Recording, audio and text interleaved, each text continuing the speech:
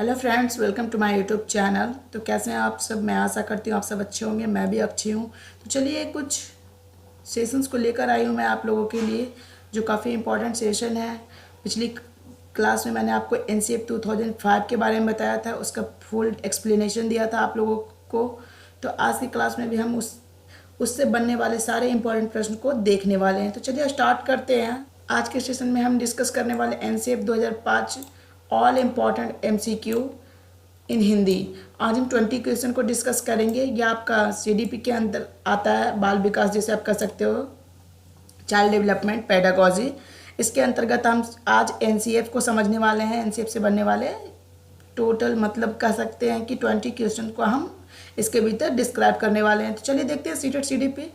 ये पेपर 1 और पेपर 2 दोनों प्रकार के बच्चों के लिए उपयोगी है। आप इसे देख सकते हैं। ये सभी प्रकार के टेट एग्जाम में आपको देखने को मिल सकता है, या KVS हो, या SSSB हो, या UP टेट हो, या बिहार टेट, कोई भी टेट एग्जाम हो आपका, यहाँ से क्वेश्चन बनता ही बनता है। तो सेशन को लास्ट तक देखिएगा, काफ़ी अच्छे अच्छे प्रश्नों को मैं आप लोगों के लिए लेकर आई हूँ। तो चलिए आगे बढ़ते हैं। अगर आपको मेरा ये सेशन अच्छा लगता है तो सेशन को लाइक करना बिल्कुल नहीं भूलिए। अगर सेशन अच्छा नहीं लगता है तो सेशन को डिसलाइक भी कर सकते हैं। आपको सेक्शन से रिलेटेड कोई भी क्वेरी रहती है या फिर किसी भी टॉपिक पे वीडियो चाहिए गाइस, तो कमेंट में ज़रूर बताइएगा।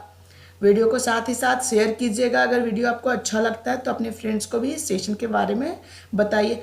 साथ ही वीडियो चैनल को सब्सक्राइब करना बिल्कुल मत भूलिए। बेल आइकन को दबा लीजिएगा, क्योंकि जब भी मैं कोई नई वीडियो अपलोड करूँगी यूट्यूब पे तो उसकी नोटिफिकेशन सबसे पहले आप तक पहुँचेगी। चलिए स्टार्ट करते हैं। 1 बाय 1 हम सारे प्रश्नों को डिस्कस करते हुए चलेंगे। देखिए, कह रहा है कि NCF 2005 में वर्णन किया गया गणित का लंबा आकार संबंधित है। तो देखिए सबसे पहले ऑप्शन क्या हमारा रहता है। फर्स्ट ऑप्शन है हमारा चुनौतीपूर्ण समस्याओं का समाधान, मैथ गेम्स बनाना। गणित का लंबा आकार क्या कहता है, किससे संबंधित है? तो चुनौतीपूर्ण समस्याओं का समाधान से। सेकंड हमारा रहता है मैथ गेम्स बनाना। थर्ड नंबर पे व्यवहारिक व क्रियाशील अनुभव प्रदान करना। फोर्थ हमारा रहता है एक अवधारणा पर दूसरी अवधारणा का निर्माण। तो चलिए गाइस फटाफट से सोचिए कि आंसर क्या होने वाला है। तो देखिए यहाँ पे आंसर रहने वाला है एक अवधारणा पर दूसरी अवधारणा से, एक अवधारणा पर दूसरी अवधारणा का निर्माण। ये आपका फोर्थ नंबर का आपका आंसर है गाइस। तो ये कैसे है कि अवधारणा कैसे, जब आप बच्चे को सिखाओगे तो किसी एक नियम को सिखाते हो तो उस नियम को लेकर के बच्चे कई सारे नियम से कि उस मैथ को, उस प्रश्न को सॉल्व करना सीख जाते हैं। तो ये आपका एक अवधारणा से दूसरी अवधारणा का निर्माण करके हम गणित का लंबा आकार जोड़ते हैं। दूसरा हमारा प्रश्न रहने वाला है, राष्ट्रीय पाठ्यचर्या रूपरेखा को किस वर्ष प्रस्तावित किया गया था? ये तो आप लोगों को याद होगा, NCF 2005 कहने से ही हमारा दिमाग में आ रहा है कि NCF को 2005 में प्रस्तावित किया गया था। ऑप्शन आपको दे दिया जा सकता है 2001, 2005, 2004 और 2008। तो आप इनमें से क्या सही ऑप्शन को टिक कीजिएगा। तो हमारा NCF कब आया था? 2005 में। ये आपका सेकंड नंबर का ऑप्शन सही होता है। अब हम आगे चलते हैं तीसरे क्वेश्चन की ओर। कह रहा है NCF 2005 के अनुसार एक शिक्षक की भूमिका होनी चाहिए। NCF 2005 के अनुसार एक शिक्षक की भूमिका कैसी होनी चाहिए? तो NCF क्या कहता है? पिछली क्लास में आपने मेरा अगर वीडियो देखा होगा तो उसमें आपको सारी चीज़ें 1 बाय 1 समझने को अच्छे से मिला होगा। अगर आपने अभी तक नहीं देखा तो मेरे चैनल पर जाकर सबसे पहले उस वीडियो को वॉच कीजिए, ताकि आपको ये चीज़ें अच्छे से लर्न हो सके और समझ में आ सके। देखिए, कह रहा है कि शिक्षक क्या करते हैं, तो शिक्षक की भूमिका हमेशा कैसी होनी चाहिए? इस तरीके से शिक्षक को कार्य करना चाहिए ताकि वो बच्चों को क्या अच्छे ढंग से सिखा सके, अच्छे ढंग से उन्हें व्यवहारिकता दे सके, अच्छी कौशल दे सके। इस तरीके से हमारे शिक्षक को होना चाहिए। तो कैसे होना चाहिए? फर्स्ट ऑप्शन हमारा रहता है अनुमोदक, दूसरा है सुविधादाता, थर्ड है हमारा आधिकारिक, चौथा है तानाशाह। तो ये 3 ऑप्शन तो हमारे बिल्कुल रॉन्ग है। अनुमोदक भी नहीं होना चाहिए, आधिकारिक होना चाहिए, नहीं उन्हें अधिकार जताने वाला नहीं होना चाहिए, तानाशाह तो बिल्कुल नहीं होना चाहिए, लड़ाई झगड़े करने वाले, तो हमारे कैसे होने चाहिए शिक्षक की भूमिका? सुविधादाता, जो हमें सुविधा प्रदान करे, हमें सीखने के मार्ग, नए नए सुविधाओं को दो, नए नए ऑप्शन को बताए, नई नई चीज़ें के लिए, नई नई चीज़ों के लिए मार्ग प्रशस्त करे कि हाँ बच्चे, हमें आपको इस तरीके से तैयारी करनी चाहिए, इस तरीके से चीज़ों को करना चाहिए। तो हमारे शिक्षक कैसे होने चाहिए? तो सेकंड ऑप्शन का हमारा ये सुविधादाता सही होता है।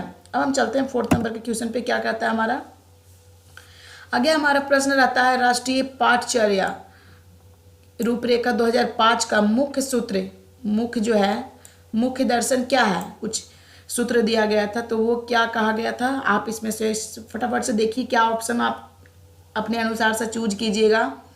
फर्स्ट नंबर पे हमारा है सतत एवं व्यापक मूल्यांकन, सीसी प्रोसेस को लागू किया गया था।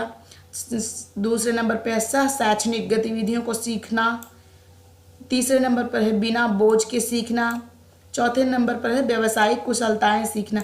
क्या इनमें से क्या एनसीएफ का सूत्र रहता है कि लगातार सीखते और व्यापक मूल्यांकन होना चाहिए, कि शैक्षणिक गतिविधियों को सिखाना चाहिए, या बिना बोझ के शिक्षा होना चाहिए, या व्यावसायिक कुशलताएं, मतलब आपको जीवन में जीने लायक बस कुशलता को सीखना चाहिए? क्या है? तो हमारे अनुसार से आंसर बनता है यहाँ पे बिना बोझ के सीखना। आपको एनसीएफ का सूत्र माना गया है बिना बोझ के, लर्निंग विदाउट बर्डन। ये आपको देखने को मिल सकता है, हर बार के एग्जाम में ये पूछा जाता है गाइस, तो वेरी इंपॉर्टेंट प्रश्न है ये, तो इसे आप ध्यान में जरूर रखिएगा। इसे हिंदी में बोलता है बिना बोझ के सीखना या बिना बोझ के लर्निंग। आगे हम पढ़ते हैं, कह रहा है एनसीएफ 2005 के अनुसार अच्छी विज्ञान शिक्षा जीवन के प्रति सत्य होती है। इसका क्या अर्थ है? तो इसका क्या अर्थ है आप लोग अपने अनुसार से फटाफट से देखिए क्या आंसर रहने वाला है इसका। तो ऑप्शन हमारा रहता है विज्ञान बालक को अर्थपूर्ण ढंग से व्यस्त करने में सक्षम है। सेकंड ऑप्शन है हमारा विज्ञान बालक को वैज्ञानिक ज्ञान अर्जित करने की प्रक्रियाओं को सीखने लायक बनाए। थर्ड ऑप्शन हमारा रहता है विज्ञान आसान जीवन व्यतीत करने में सहायक हो। फोर्थ ऑप्शन हमारा है, क्या ऑप्शन है हमारा फोर्थ वाला? विज्ञान बालक को दुनिया में प्रवेश हेतु तैयार करे। ये विज्ञान का ऐसा नहीं होना चाहिए सिर्फ अर्थपूर्ण ढंग से उसे बच्चे को व्यस्त रखे, ऐसा भी विज्ञान नहीं होना चाहिए। विज्ञान को ऐसा भी नहीं होना चाहिए साइंस को कि सिर्फ बालक को वैज्ञानिक ज्ञान अर्जित करने की प्रक्रिया सीखने में सहायक बनाए। क्या हम सिर्फ विज्ञान पढ़ रहे हैं वैज्ञानिक ज्ञान को ही सीखने के लिए? तो ऐसा बिल्कुल नहीं होना चाहिए हमेशा। ये दो तो आपके रॉन्ग हो जाते हैं। अब चलते हैं थर्ड पे, विज्ञान आसान जीवन व्यतीत करने में सहायक हो। क्या विज्ञान के माध्यम से हम सिर्फ आसान जीवन व्यतीत कर लेंगे? तो ये भी रॉन्ग है, ये भी गलत आपका है। तो फोर्थ हमारा रहता है विज्ञान बालक को कार्य की दुनिया में प्रवेश हेतु तैयार करता है, जीवन जीने के लिए क्या बच्चे को तैयार करता है। तो ये आपका ऑप्शन सही है, फोर्थ नंबर का ऑप्शन आपका सही जाता है गाइस। चलिए अगले प्रश्न की ओर बढ़ते हैं। फटाफट से हम देखते हैं राष्ट्रीय पाठचर्या रूपरेखा 2005 की राष्ट्रीय संचालन समिति के अध्यक्ष कौन थे? फर्स्ट नंबर पे है प्रोफेसर यशपाल। दूसरे नंबर पे हमारे आते हैं श्री गोपाल गुरु। तीसरे नंबर पे है डॉक्टर DS कोठारी। चौथे नंबर पे है प्रोफेसर कृष्णा कांति। आप फटाफट से आंसर दीजिएगा। ये हैं प्रोफेसर यशपाल। प्रोफेसर यशपाल को संचालन समिति के अध्यक्ष माना गया था। और एनसीएफ 2005 की अनुशंसा के अनुसार प्राथमिक स्तर पर ईवीएस के शिक्षण का मुख्य लक्ष्य क्या होना चाहिए? फर्स्ट है हमारा ऑप्शन विषय की मूल अवधारणाओं की समझ विकसित करना। सेकंड ऑप्शन है विषय की मूल सिद्धांतों को याद करना। थर्ड ऑप्शन हमारा है कक्षा शिक्षण को स्कूल के बाहर के जीवन से जोड़ना। फोर्थ ऑप्शन है स्वतंत्र रूप से प्रयोग करने के लिए कौशल प्राप्त करना। यहाँ पे हमारा आंसर रहने वाला है थर्ड नंबर का आंसर, इसमें हम कक्षा शिक्षण को क्या स्कूल के बाहर के जीवन से जोड़कर सिखाते हैं। जब हम स्कूल में बच्चों को पढ़ाएंगे, चीज़ों को बताएंगे, तो जब और उसे इन्वायरमेंट में ले जाकर उस चीज़ों को सिखाएंगे कि देखो ये नदी है। अगर हम नदी के बारे में सिखा रहे हैं, हम महासागर के बारे में सिखा रहे हैं, या फिर किसी भी जानवर के बारे में बता रहे हैं बुक के अंदर, क्लास के अंदर, और जब हम उस चीज़ को आप इन्वायरमेंट में उसी चीज़ को आप दिखाकर सिखाओगे तो वो क्या बच्चा आसानी से उस चीज़ को सीख सकता है। तो ये आपका थर्ड नंबर का ऑप्शन सही होता है यहाँ पे। आगे एनसीएफ 2005 में कला शिक्षा को सम्मिलित करने का एम उद्देश्य कह सकते हैं निम्नलिखित में से कौन सा है? उस वैज्ञानिक दृष्टिकोण का विकास करना था कला शिक्षा के माध्यम से। सांस्कृतिक विरासत की सराहना करना था कला शिक्षा के माध्यम से, ऐतिहासिक जगहों का परिभ्रमण करना था। ये फोर्थ हमारा रहता है तार्किक चिंतन में वृद्धि। किस कारण से उसने कला शिक्षा को, एनसीएफ ने कला शिक्षा को अपने अंदर समाहित किया, अपने अंदर सम्मिलित किया। तो देखिए हमारा सेकंड नंबर का ऑप्शन सही जाता है। सांस्कृतिक विरासत की सराहना करना था उन्हें, अपनी सांस्कृतिक जो विरासत चली आ रही है उस चीज़ को डेवलप करना था, उन्हें बचा कर रखना था। आने वाले जनरेशन को ये हमें दिखाना भी है कि हमारी संस्कृति इस तरीके की होती थी, इसलिए उन्होंने कला को भी अपने अंदर शामिल किया ताकि ये विलुप्त ना हो। आगे प्रश्न की ओर हम बढ़ते हैं। कह रहा है एक बालक को वस्तुओं को देखने में समस्या है। एक जो बालक है, कोई बच्चा है, उसको क्या किसी भी वस्तु को देखने में क्या है, समस्या है। एनसीएफ 2005 के आधार पर उसका दाखिला आप किस स्कूल में होना चाहिए। नियमित विद्यालय में करवाइएगा, विशिष्ट विद्यालय में करवाइएगा, स्पेशल जहाँ पे स्कूल है, समावेशी इंक्लूसिव विद्यालय, एकीकृत इंटीग्रेटेड स्कूल। कौन से स्कूल में आप उस बच्चे का एडमिशन करवाइएगा जहाँ पे उसे इन सभी चीज़ों से दिक्कत ना हो। तो देखिए यहाँ पे आंसर आप सोच रहे होंगे कि बच्चा विशिष्ट है, बच्चे को दिखने में दिक्कत हो रही है तो बच्चे को हम विशिष्ट विद्यालय में डालते हैं, तो ये सरासर गलत है। अगर आप ये सोच रहे हैं तो यहाँ पे हम बच्चे को समावेशी, एनसीएफ कहता है कि हम समावेशी विद्यालय को प्रमोट करते हैं, हम बच्चों को समावेशी इंक्लूसिव रख करके शिक्षा देना चाहते हैं, तो हमें बच्चे को समावेशी विद्यालय में दाखिला देना चाहिए। तो थर्ड नंबर का ऑप्शन हमारा बिल्कुल राइट है। अगर जिन बच्चों ने ये सोचा है समावेशी विद्यालय तो वो बिल्कुल सही है। चलिए बढ़ते हैं अगले प्रश्न की ओर। अगला हमारा प्रश्न रहता है कि एनसीएफ की रूपरेखा निम्नलिखित में से किसके द्वारा विकसित की गई थी। फर्स्ट है हमारा यूजीसी, सेकंड हमारा है एनसीईआरटी, थर्ड हमारा है एनसीटीई, फोर्थ क्या है सीबीएसई।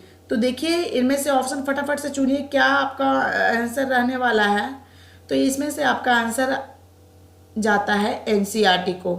एनसीएफ क्या है, एक ऐसा दस्तावेज है जिसमें रटने पर जोर नहीं दिया गया, पाठ्यक्रम भार को कम करने पर जोर दिया गया था, जो कहते थे कि पाठ्यक्रम को बोझिल नहीं, उसे आसान तरीके से पढ़ाया जाना चाहिए और विद्यालय के बाहर के जीवन से ज्ञान को जोड़ना चाहिए। विद्यालयी शिक्षा को क्या बाहरी जीवन शिक्षा से जोड़ना चाहिए। व्यवहारिक कार्य को पाठचर्या में सम्मिलित करने का क्या उद्देश्य है, क्या मुख्य उद्देश्य रहता है, इस चीज़ को देखिए। फर्स्ट ऑप्शन हमारा रहता है सिद्धांत पर अधिक जोर कम करना, जो सिद्धांत है उस पर अधिक जोर कम करना। दूसरा है छात्रों के विभिन्न कौशल विकसित करना। थर्ड नंबर पे हमारा आता है छात्रों को परीक्षा में बेहतर स्कोर करने में मदद करना। फोर्थ नंबर पे हमारा आता है छात्रों को साल भर व्यस्त रखना। किस कारण से हम व्यवहारिक कार्य को पाठचर्या में सम्मिलित किए थे, क्या हमारा उद्देश्य था। सही ऑप्शन क्या जाता है, सिद्धांत पर अधिक जोर कम करना। सिद्धांतों के माध्यम से हमें नहीं जीना है, हमें करके सीखना है, चीज़ों को सामने होते हुए देखना है, चीज़ों को खुद से करके अपने आप से अपने व्यवहारिकता में शामिल करना है। इसीलिए उसने क्या व्यवहारिकता को, व्यवहारिक कार्य को पाठचर्या में सम्मिलित करने का मुख्य उद्देश्य माना कि हमें सिद्धांतों से जोर कम करना चाहिए, सिद्धांत पे फोकस नहीं करना चाहिए। चलते हैं अगले प्रश्न की ओर। एनसीएफ 2005 के अनुसार कौन सा आधार उत्कृष्ट गणितीय शिक्षा के दृष्टिकोण को प्रदर्शित करता है। देखिए फटाफट से कौन सा आंसर रहने वाला है यहाँ पे। फर्स्ट ऑप्शन हमारा है उच्च गुणवत्तापूर्ण गणितीय शिक्षा वह है जिसमें कोई विद्यार्थी फेल ना हो। ये पहले क्वेश्चन को समझ लीजिए। प्रश्न क्या कह रहा है आपका, कह रहा है प्रश्न एनसीएफ 2005 के अनुसार कौन सा आधार, कौन से ऐसी चीज़ रहती है जो उत्कृष्ट गणितीय शिक्षा के दृष्टिकोण को प्रदर्शित करती है, जो अच्छी गणितीय शिक्षा के जो दृष्टिकोण है उसको दिखाती है। तो उच्च गुणवत्तापूर्ण गणितीय शिक्षा वह है जिसमें कोई विद्यार्थी फेल ना हो। ये तो बिल्कुल ही हमारा रॉन्ग है। गणित की शिक्षा विद्यार्थियों को विभिन्न कैरियर के विकल्प मुहैया करवाती है, ऐसा तो बिल्कुल नहीं है। सारे सब्जेक्ट अपने अपनी जगह पे अपनी अपनी चीज़ें मुहैया करवाती है।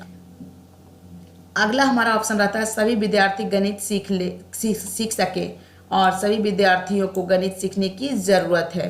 तो ऑप्शन हमारा रहता है ओलंपियाड और प्रतियोगी परीक्षाओं में सफलता उत्कृष्ट गणितीय शिक्षा का सूचक है। ओलंपियाड में ही यह मदद करता है या प्रतियोगी परीक्षा में ही सिर्फ मदद करता है? नहीं, तो बिल्कुल ये गलत है। हमारा ये 4th नंबर का ऑप्शन भी गलत होता है। तो सही कौन सा ऑप्शन है? तो सही हमारा 3rd नंबर का ऑप्शन है, ये जिसमें आप सभी विद्यार्थी गणित सीख सके और सभी विद्यार्थियों को गणित सीखने की ज़रूरत है। ये आपका 3rd नंबर का ऑप्शन सही जाता है। जिन्होंने 3rd नंबर का ऑप्शन चुना है वो बिल्कुल राइट है। आगे हम पढ़ने वाले हैं पाठ्यक्रम विकास और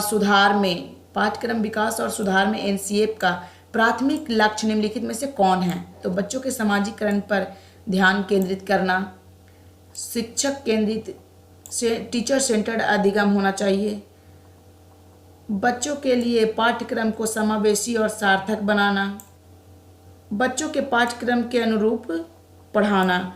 फटाफट से देखिए क्या आंसर रहता है। तो सबसे पहले देखिए कह रहा है बच्चों के समाजीकरण पर ध्यान केंद्रित करना। क्या पाठ्यक्रम का विकास और सुधार करने में यही सिर्फ लक्ष्य रहता है कि सिर्फ बच्चों के समाजीकरण पर ध्यान देना चाहिए? तो बिल्कुल ये गलत है, रॉन्ग है। शिक्षक केंद्रित अधिगम नहीं, ऐसा नहीं होना चाहिए। सिर्फ टीचर सेंटर्ड नहीं होना चाहिए, बच्चों के लिए शिक्षा होनी चाहिए, टीचर सेंटर्ड अधिगम नहीं होना चाहिए। आगे हमारा रहता है बच्चों के लिए पाठ्यक्रम को समावेशी इंक्लूसिव बनाना चाहिए। पाठ्यक्रम ऐसा हो, इंक्लूसिव हो और सार्थक हो, सही रूप में हो, जो सभी बच्चों के लिए हो। अगर एलकेजी क्लास का बच्चा है तो उसके अनुसार से ही हम उसकी रुचि के अनुसार से उस पाठ्यक्रम को लागू करते हैं ताकि वो आसानी से सीख सके और उनकी रुचियों को हम आगे लेकर जाएं। वो बच्चा जिस फील्ड में जाना चाहता है उस फील्ड के अनुसार हम करिकुलम को लागू करते हैं।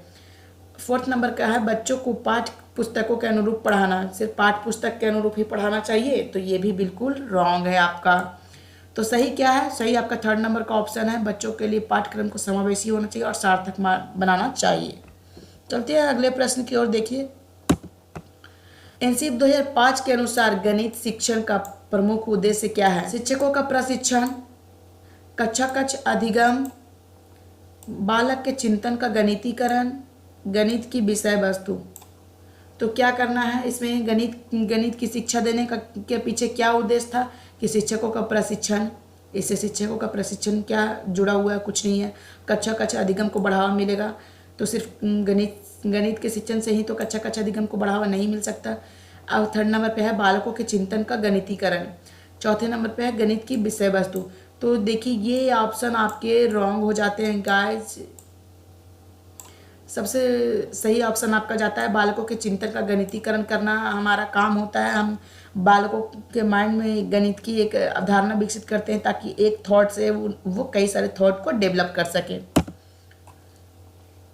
आगे हमारा एनसीएफ 2005 द्वारा 1975, 1988, 2000 और 2005 में प्रकाशित रूपरेखा में से एक है।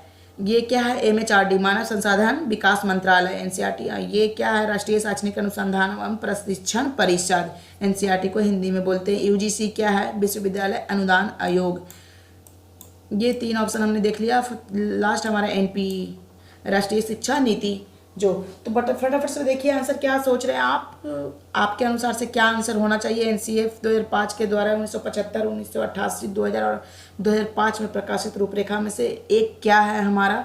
तो हमारा एक है एनसीईआरटी। बाकी 3 ऑप्शन हमारे यहाँ पे गलत रहने वाले हैं। अगर एनसीईआरटी के अलावा आपने और कोई ऑप्शन को चूज किया वो बिल्कुल रॉन्ग है। आगे हमारा रहता है एनसीएफ के मुताबिक त्रुटियों पर ध्यान देना इम्पॉर्टेंट है क्योंकि वे छात्रों को डांटने का अवसर प्रदान करती है। दूसरा है विद्यालय से छात्रों को हटाने का अवसर प्रदान करती है। 3rd नंबर पे है छात्रों को धीमे शिक्षार्थियों के रूप में अंकित करने में सहायता करती है। 4थे नंबर पे है बच्चे की सोच की पहचान करने का अवसर प्रदान करती है। तो फटाफट से देखिए आपके अनुसार से क्या आंसर है। तो हमारे अनुसार से 4th नंबर का ऑप्शन हमारा सही रहता है। कहता है कि बच्चों की सोच पहचान करने का अवसर प्रदान करती। जहाँ पे अवसर देखिए बच्चे को अवसर मिल रहा है वहाँ पे आपको आंसर सही होता है। बच्चों के लिए जो चीज़ें सही है रहते हैं। एनसीएफ 2005 के अनुसार स्कूलों में गणित पढ़ाने का मुख्य उद्देश्य क्या है? संख्या संबंधी कौशल विकसित करना, बीजगणित सिखाना, गणना और माप को बढ़ाना, रैखिक बीजगणित से संबंधित दैनिक जीवन की समस्याओं को पढ़ाना। गणित पढ़ाने का मुख्य उद्देश्य क्या है? तो देखिए गाइस, सिर्फ बीजगणित सिखाना ही इसका ऑप्शन नहीं है, ये गणना और माप को पढ़ाना ही ऑप्शन नहीं है। ये दो ऑप्शन आपके गलत होते हैं। क्या हम रैखिक बीजगणित से संबंधित दैनिक जीवन की समस्याओं को सिर्फ पढ़ाना ही उद्देश्य मानते हैं? दैनिक जीवन हमारी सुधर जाएगी अगर रैखिक बीजगणित अगर हम सीख जाते हैं तो ये तीन ऑप्शन आपके गलत होते हैं। संख्या संबंधी कौशल विकसित करते हैं, संख्याओं से जुड़ी हुई चीज़ों को हम गणित में डिस्कस करते हैं। तो फर्स्ट नंबर का ऑप्शन आपका सही होता है यहाँ पे। आगे, बोझ के बिना सीखना, लर्निंग विदाउट बर्डन, एक बुनियादी अवधारणा है जो संबंधित है। किससे संबंधित है? लर्निंग विदाउट बर्डन किससे संबंधित है? फटाफट से देखिए किससे संबंधित है। NCF 2005 से, NPE 1986 से, NCERT से किससे संबंधित है? तो लर्निंग विदाउट बर्डन कौन लाया था? तो NCF लाया था। फर्स्ट नंबर का ऑप्शन हमारा सही होता है। देख करके फटाफट से देख लीजिए कि ये आपका ऑप्शन सही है। NCF ने कहा कि हमें बच्चों पे बिना बोझ की शिक्षा लागू करनी चाहिए। लर्निंग विदाउट बर्डन शिक्षा ऐसी होनी चाहिए जिसमें बच्चों को लिए बोझिल ना हो, उन्हें समझने में आसान लगे। बाकी तीन ऑप्शन गलत है गाइस। NCF 2005 बिना बोझ की शिक्षा लागू करती है। NCF 2005 को कितने भाषाओं में अनुवाद किया गया था? फर्स्ट ऑप्शन है आपका 20 भाषा, सेकंड है 32 भाषा, थर्ड है आपका 18 भाषा, चौथे नंबर पे है आपका 22। तो इनमें से फटाफट से देखिए इनमें से आपका सही आंसर कौन रहने वाला है। तो देखिए हाँ, 22 भाषाओं में NCF का अनुवाद किया गया था। बाकी तीन ऑप्शन आपके रॉन्ग हो जाते हैं। 22 जो है आपका 22 भाषाओं में NCF का अनुवाद किया गया था। आगे देखिए, आगे का हमारा ऑप्शन काफ़ी इंपॉर्टेंट है। ये आपको स्टेटमेंट बेस्ड क्वेश्चन है। सबसे पहले हम देखते हैं NCF 2005 बल देता है, किस पे बल देता है? कि स्कूल गणित गतिविधि आधारित हो। ऐसा है क्योंकि विद्यार्थियों को आजीविका कमाने के कौशल के विकास में सहायता करती है। क्या गणित से ही हम सिर्फ कौशल को सीखते हैं, आजीविका कमाने का कौशल सीखते हैं? दूसरे नंबर पे हमारा है बी, सेकंड स्टेटमेंट कह रहा है कि यह विद्यार्थियों को गणित में अर्थपूर्ण समस्याओं को हल करने में या सुलझाने के लिए प्रोत्साहित करती है। बिल्कुल। थर्ड ऑप्शन है आपका गणित में अमूर्त संकल्पनाओं को समझने के लिए मूर्त अनुभव उपलब्ध कराता है। डी में आपका ऑप्शन देता है यह प्राथमिक कक्षाओं में बच्चों को मनोरंजन का समय उपलब्ध कराता है। तो ये देखिए कि क्वेश्चन देखने से ही, स्टेटमेंट देखने से ही हमें पता चल जा रहा है कि हम कौन से स्टेटमेंट को सही माने। तो यहाँ पे जब फर्स्ट स्टेटमेंट में है, पहला लाइन है आपका कि यह विद्यार्थियों को आजीविका कमाने के कौशल विकसित करने में सहायता करता है। तो ये सरासर गलत है। सिर्फ हम गणित के माध्यम से ही अपनी आजीविका का कौशल नहीं सीखते हैं, सभी विषयों की मदद होती है। अगर हम विषय पढ़े हुए नहीं भी हैं तो भी हम एक आजीविका चलाने का साधन डेवलप कर लेते हैं। तो ये आपका बिल्कुल रॉन्ग हो जाता है। अब बारी है, यह विद्यार्थियों को गणित में अर्थपूर्ण समस्याओं को हल करने सुलझाने के लिए प्रोत्साहित करता है। तो ये बिल्कुल आपका सही है, बी ऑप्शन सही है। सी देखते हैं, गणित में अमूर्त संकल्पनाओं को समझने के लिए यह मूर्त अनुभव उपलब्ध कराता है। किसी चीज़ों को हम दिखा कर, क्या एक नियम को लेकर के हम कई सारी अमूर्त संकल्पनाओं को व्यवस्थित करते हैं। जैसे किसी त्रिभुज के 3 कोनों को सिद्ध करना हो तो, या कई सारी चीज़ें ऐसे हैं जो आप मैथ में करते हैं, गणित में आपको करना होता है। तो ये थर्ड ऑप्शन अब यहाँ पे सही होता।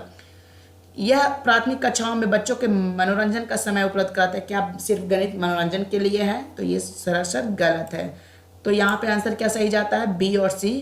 तो हमारा बी और सी देखिए कहाँ पर है, फर्स्ट नंबर पे हमारा है बी और सी। तो ये आपका ऑप्शन बी और सी सही होता है। यहाँ पे स्टेटमेंट वाले क्वेश्चन में आपको ध्यान रखना है गाइस। यहीं पे आपका सेशन समाप्त होता है गाइस। अगर आपको मेरी वीडियो अच्छी लगती है तो मेरी वीडियो को लाइक कीजिए, शेयर कीजिए एंड सब्सक्राइब कीजिए।